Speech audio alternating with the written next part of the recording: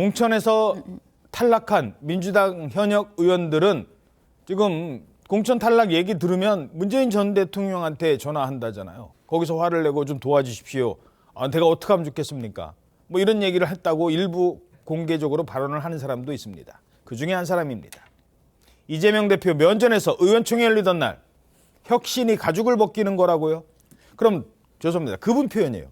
당신 가죽은 왜 안 벗기는데요? 라고 면전에서 반박했던 사선의 친문 홍영표 의원. 결국 공천 탈락. 민주당 공관위는 컷오프한 구체적인 이유에 대해서 기자들이 질문을 했는데 답을 하지 않습니다. 혹시 그 전략선거구 홍영표 의원님은 지금 그럼 완전히 컷오프된 거죠? 제가 양해 말씀드렸다시피 오늘은 제가 질의응답을 안 받겠습니다. 홍영표 의원도 경쟁력이 부족해서 이제 제외되는 걸로 이해합니다. 그건 아닙니다. 그럼 경쟁력이 부족하지 않은데 컷오프된 이유가 뭔가요? 기동민 의원은 자, 결국 홍영표 의원도 컷오프 됐네요. 예, 이 민주당 전략공관위가 어제 친문 사선 홍영표 의원 지역구 인천 부평을에 컷오프 시키고 현역이 없는 전략 지역구로 지정을 했습니다. 그러면서 이 영입 인재로 들여온 박선원 전 국정원 1차장과 이 친명계 이동주 비례의원을 경선에 붙이겠다고 했습니다. 홍 의원은 일이 컷오프 되기 전에도 이를 직감한 듯이 이재명 대표의 사당화를 좀 면전에서 비판했었습니다. 예. 자, 그런가 하면 또 한 사람 지금 등장을 합니다. 물론 이분에 대해서는 논란이 있어요. 현재 이런저런 기소와 재판 이런 것들이 논란이 된 상황입니다만 민주당 의원들 중에 그런 맥락에서 기동민 의원에 대해서도 컷오프가 확정이 됐어요. 네, 그렇습니다. 기동민 의원 지역구 성북을에 그 영입 인사죠. 김남근 변호사를 전략 공천을 하면서 이제 탈락을 했습니다. 이 김남근 변호사 같은 경우에는 민변 참여연대에서 활동을 했고 이재명 대표가 이제 이 영입 인사로 상당히 가까운 곳으로 지금 알려진 그런 인물인데요. 원래 사실 김남근 변호사가 거론됐던 곳은 이 지역이 아니라 인재근 의원, 그 불출마 선언한 인재근 의원의 지역구인 도봉갑인데 인재근 의원이 본인 불출마한다고 기자회견을 하면서 그런 얘기했잖아요. 지금 김남근 변호사에 대해서 내가 지지하는 후보가 아니다. 아마 그런 뜻을 고려한 것 같은데, 근데 사실 그 지역에 지금 아까 좀 화면에 나온 안기령 부대변인이 지금 전략 공천이 됐는데 예. 그분에 대해서는 뭐라고 할지 좀 궁금하긴 합니다. 예. 자, 기동민 의원도 본인의 얘기를 잠깐은 전해드리죠. 근데 여기서 좀 주목할 부분이 있어요. 왜 나는 안 되고 저 사람은 되죠? 라는 부분입니다. 기동민 의원 얘기 공천 배제된 이후에 이런 주장을 펼칩니다. 공관위원장 말씀은 금품수수 혐의를 인정을 했다고 하는데 도대체 무엇을 인정했다는 것인지 저는 무슨 말씀인지 잘 모르겠습니다. 어떻게 공관위원장이 충실히 소명했음에도 불구하고 공격을 할 수 있습니까? 검찰 공소장이 공천을 대신하는 겁니까? 지금은 솔직히 후회합니다. 기억 안 난다고 할 걸, 부인할 걸, 아무런 물증도 없는데 그러면 공천 주는 겁니까? 당의 기준이 과연 그것입니까? 미리 결론을 정해놓고 그것을 관철시키기 위한 수단으로서 공관위가 활용되었다. 예. 자, 라임 사태 때문에 지금 이 재판까지 받고 있거든요. 근데 2명입니다. 기동민 의원뿐만 아니라 이수진 의원, 그 동작을에 출마하는 판사 출신 이수진 의원이 아니라 비례대표 출신 이수진 의원. 근데 이분이 서대문 어디에 출마한다고 했다가 저 출마 안 합니다라고 했어요. 근데 바로 다음 날 이재명을 위해서, 다른 것도 아니에요. 이재명 대표를 지키기 위해서 성남 가겠습니다라고 했는데 이수진은 되고 기동민은 안 되냐? 이런 지적이 나오는 건데 좀 설명을 해 주시죠. 이제 그걸 가지고 이제 공관위원장이 기동민 의원의 경우에는 금품 수수를 인정을 했고 이수진 의원은 인정을 하지 않았다. 이런 이제 얘기를 했는데 그걸 지금 기동민 의원이 문제 제기를 하는 거예요. 예. 아니 그러면 나 금품 수수 인정한 적도 없고 그다음에 그러면 끝까지 그냥 거기서 금품 수수 한 적 없다.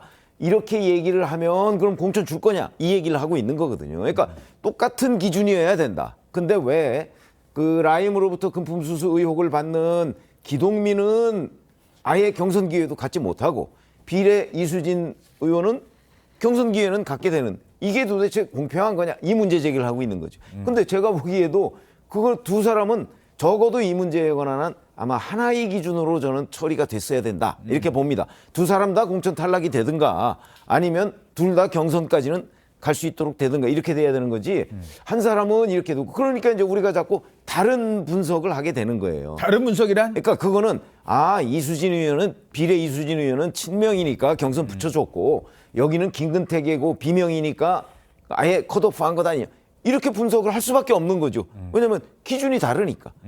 그래서 그런 부분은 통일이 됐어야 맞는 건데 뭐 이런 것들이 지금 민주당 공천 과정에서 한두 개가 아니기 때문에 그러니까 이제 이재명 대표의 책임론이 자꾸 나오는 겁니다.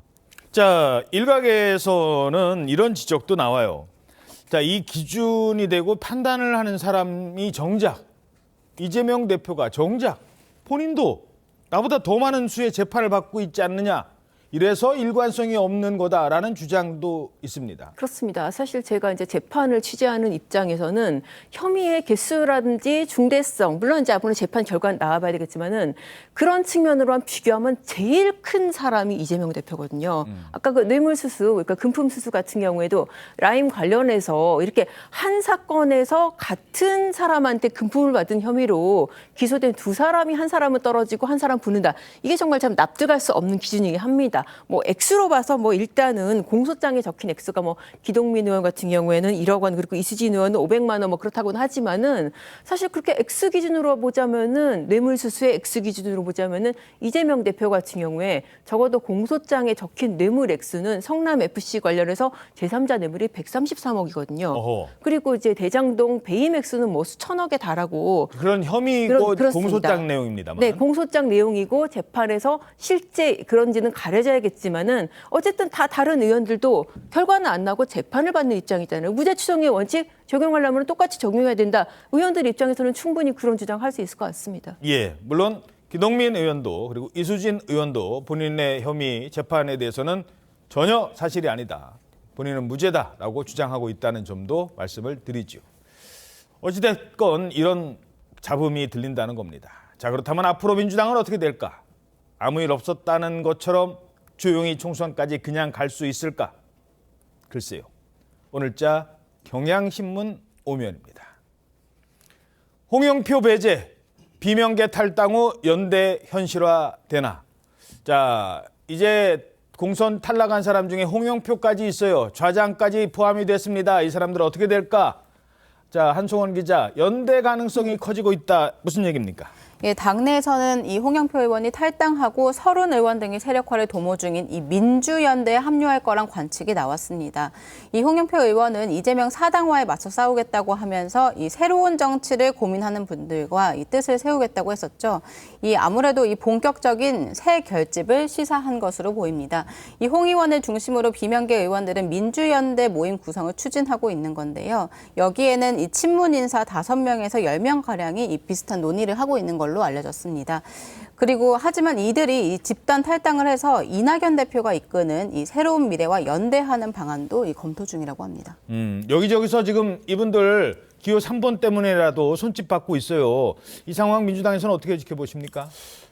매우 불안하게 쳐다보고 있죠. 근데 사실 탈당이나 연대까지 있을 것 같다고 보진 않았습니다. 왜냐하면 또 이분들은 지금 먼저 나간 분들과 달리 홍영표 의원 같은 경우는 이제 친문계의 좌장이기 때문에, 그리고 또 아까 말한 뇌관이 될 수 있는 이인영 의원, 전해철 이런 분들이 나가면 앞에 나간 분들과 좀 다릅니다. 이제 친문의 세력이 다 같이 나갔다, 연대를 꾸렸다 이런 느낌을 줄 수 있기 때문에 당에 큰 타격이 될 거라고 보고요. 좀 그럼에도 그분들이 뭔가 연대를 해서 출마까지 할 것인가? 그건 부정적으로 봤던 이유는 대부분이 수도권 의원들입니다. 아하. 서울 경기권 의원이기 때문에 나가서 만약에 출마를 강행하게 된다면 뭔가 무소속이나 무슨 연대로서 사실 당선 가능성이 매우 낮은 상황이고요. 그렇게 되면은 사실 민주당의 표를 잠식하기 때문에 국민의힘의 승리에 도움이 되는 겁니다. 보통 이런 무소속으로 돼서 나중에 당으로 복귀하는 거는 국민의힘 같은 경우는 영남, 민주당 같은 경우는 호남 이런 데서는 그게 가능했죠. 무소속으로 나가서 당선되고 당에 그렇게 큰 피해를 주지 않은 상황에서 복귀하는 게 가능했는데 수도권에서는 어쩔 수 없이 민주당에 피해를 줄 거기 때문에 그렇게 되면 결국 만약에 그로 인해서 선거 결과가 좋지 않았을 경우 책임 분산되지 않습니까? 지금 선거를 이끌고 있는 지도부뿐만 아니라 당을 나가서 뭔가 연대를 낸 분들의 책임도 피할 수 없기 때문에 전 그래서 사실 홍영표 의원께서 그런 의사를 안 내비치실 거라고 봤는데 뜻을 세우겠다라는 문장이 과연 어떻게 발언될지는 저희는 좀 불안하게 보고 있습니다. 조금 특정인을 거론해서 그렇습니다만 국민의힘에는 윤상현 의원이라는 분이 있어요. 이분은 무소속으로도 2번이 됐어요. 그렇죠. 근데 민주당에서는 그만한 지역적 기반을 가진 사람이 공천 탈락해서 정말 본인 힘만으로 무소속으로 나와서도 이길 만한 사람들이 많지는 않다. 오히려 표만 네, 잠식할 거다. 쉽지 않다고 보면 그래서 사실 윤상현 의원이 당선됐을 때 다들 여야 할 것 없이 정말 대단하다. 수도권에서 무소속으로 저렇게까지 당선되는 게 쉽지 않은 일이거든요. 그런데 그렇기 때문에 또 윤상현 의원은 그렇게 무소속으로 2번이나 됐음에도 복당까지 나중에 된 거 아니겠습니까? 그러니까 글쎄요, 뭐 제가 뭐 지금 나가는 다선 의원들을 뭐 폄하하는 게 아니라 그게 사실 이 중도층이 많은 수도권의 그 선거 흐름상 쉽지 않다는 부분을 말씀드리는 겁니다. 예. 글쎄 쉽지는 않은데 뭐 홍영표 의원이나 일부가 못할 거다 또 이렇게 단정하는 것도 문제죠. 왜냐하면 본인들은 본인들이 그동안 뭐 4선 뭐 또는 5선을 해가면서 그 지역에 단단하게 그 지지 기반을 가지고 있다고 생각을 할 거거든요. 그렇기 때문에 지금 말씀하신 거는 제가 보기에는 너무나 친명 지도부적인 생각이신 걸로 보이고 아마 본인들은 그렇게 생각 안 하고 이제 국민의힘 후보, 민주당 후보 외에 본인이 만약에 출마를 했을 경우에는 본인의 영역도 있고 또 이렇게 표가 분산되다 보면 당선 가능성도 있다. 이렇게 판단을 하고 나오지 않겠습니까? 제가 예. 친명 지도부적인 생각이라기보다는 그분들이 당에서 친문 세력이 뭔가 추후를 도모하기 위해서는 당에 남아서 뭔가 추후를 도모해야 된다. 그래서 사실 윤영찬 의원이 원칙과 상식분들과 함께 나가려고 할 때 친문분들이 당에서 뭔가 우리가 추후를 도모하자라는 얘기를 했다는 설이 파다하지 않습니까? 그런 것처럼 이분들이 만약에 나가게 되면 그럼 윤영찬 의원의 상황이 되게 애매해질 수 있고 전 그래서 아마 임종석 전 실장도 아마 뭐 탈당이나 이런 걸 결단하진 않을 것이다. 왜냐하면 당에 남아 있어야 결국 당에서 당권 투쟁이나 이런 것들을 할 수 있기 때문에 좀 그런 그 시각으로 좀 말씀을 드렸다. 예. 이제 바로 이제 그 부분이에요. 지금 말씀하신 임종석 전 비서실장 지금 공천은 사실상 탈락이 됐지만 성동에 지금 가 있잖아요. 그래서 본인도 어떻게든 민주당을 내가 사실 민주당의 대주주의 아들인데 지분을 내가 많이 갖고 있는데 새빵살이 하던 사람이 주인 됐다고 내가 나갈 수는 없다. 이제 그런 의견들이 많습니다. 민주당 내부에서는. 그랬는데 글쎄요. 아니 공천 떨어졌으면 빨리 나가야죠. 탈당도 자유인데 라는 얘기 때문일까요? 이런 봉변을 임종석 실장 지금 공천도 탈락했는데 거기서 사람 좀 만나겠다고 이런 순환도 당했다고 합니다.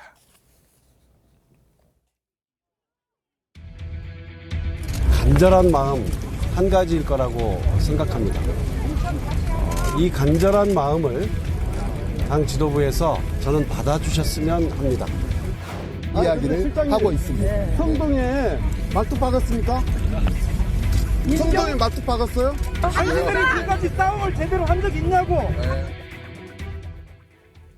자, 지금 저 자리까지 와서 뭐 누군지는 저도 모릅니다. 하지만 지금의 친명 지도부와 뜻을 같이 하는 사람일 거라는 뭐 뉘앙스는 풍기잖아요. 아니 성동에 말뚝 박았습니까? 지금까지 뭘 잘했다고 나가세요. 이런 얘기를 지금 하고 있는 거예요. 자, 이 상황은 뭐 어떻게 분석해야 되는 겁니까? 아니 그러니까 임종석 전 실장의 역할에 대해서 뭐 이제 예를 들어서 지난 대선 과정, 그다음에 그 후의 여러 가지 역할에 대해서 저런 지적을 아마 친명계는 충분히 할 수 있다고 저는 생각을 하거든요.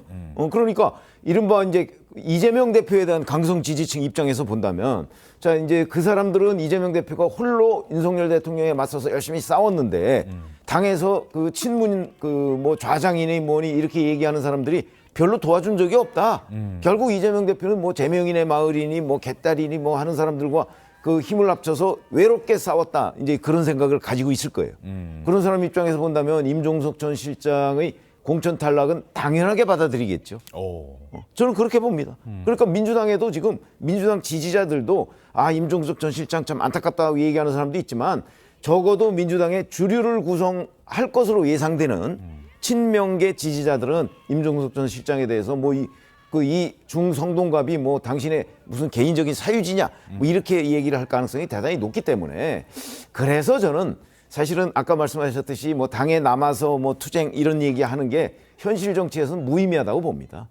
그러니까 공천 탈락했으면 그 조용히 백의종군 하든가 그런 것이지 여기서 국면이 아마 한 일주일쯤 지나면 국면이 또 확 이제 총선 국면으로 바뀔 텐데 공천 탈락한 사람들이 설 땅은 당내에선 적어도 없거든요. 그러면 4년 뒤에도 기회가 없을까요? 아유, 그거는 뭐 한 달 뒤에도 무슨 일이 벌어질지 모르는 상황이기 때문에 누가 섣불리 얘기할 수는 없지만 아마 총선이 끝나고 나면 이 당은 이재명의 민주당이 돼 있을 겁니다. 그 상황에서 저는 임종석 전 실장이나 또는 친문계 소수가 이재명 대표한테 뭐 비주류로서 뭔가 이런저런 의견을 밝힐 수는 있겠지만 아마 당의 주류로서 다시 등장하지는 못할 것이다 이렇게 생각합니다. 그 포인트 한번 다시 짚어보죠. 그러니까 임종석 실장의 탈당을 만류하는 사람은 어차피 우리가 주인이고 나중에 이런 식으로 공천했다가는 민주당은 총선에서 진다. 그러면은 이재명 대표에 대한 책임론 나올 것이고 그러면은 이재명 대표가 당대표에서 물러나는 상황이 오면 그때 때를 도모하자. 근데 정말로 그때가 올까? 그리고 이재명 대표 한 사람이 아니라 이재명 대표가 공천시킨 수많은 이재명 키즈들이 포진해 있는 다음 국회에서 임종석에게 기회가 진짜로 올까? 저는 임 전 실장이 지금 전현희 의원으로 공천이 되지 않았습니까? 선대위원장 맡아야 된다고 생각합니다. 그거를 맡고 정말 백의종군, 아까 말씀하신 전 백의종군에 동의를 하는데요. 백의종군하고 정말 열심히 뛰어주지 않으면 총선 패배의 책임이 만약에 패배하게 된다면 이재명 대표한테만 가는 게 아니라 지금 가만히 있는 아마 임 전 실장한테도 갈 겁니다. 그때 분란을 일으켜서 그때 논란을 일으켜서 친명 친문이 아주 큰 갈등이 있는 것처럼 했기 때문에 총선을 패배했다는 책임이 아마 임종석 실장에게도 분명 강성 지지자들은 공격을 할 겁니다. 그때 팽 돌아서서 안 도와줬기 때문에. 예, 그게 뭐 사실 지난 대선 때 이낙연 전 후보에 대해서 그런 비판이 있지 않았습니까? 실제 그때는 또 좀 상식적인 게 있었죠. 이낙연 당시 후보의 그 비서실장이 상대적으로 넘어가기도 하는 사건이 있기도 했지만 그런 것들 강성 지지자들이나 이런 분들은 그런 시각으로 바라볼 수 있기 때문에 저는 임 전 실장이 정말 추후를 도모하는 생각이 있다면 이번에 백의종군하면서 정말 전현희 의원의 선거를 돕고 만약에 그 지역이 성공을 한다. 그리고 전체 판이 만약에 좀 안 좋은 결과가 나온다. 그럼 임 전 실장의 주가는 저는 올라갈 수도 있다라고 생각하는 것이죠. 예.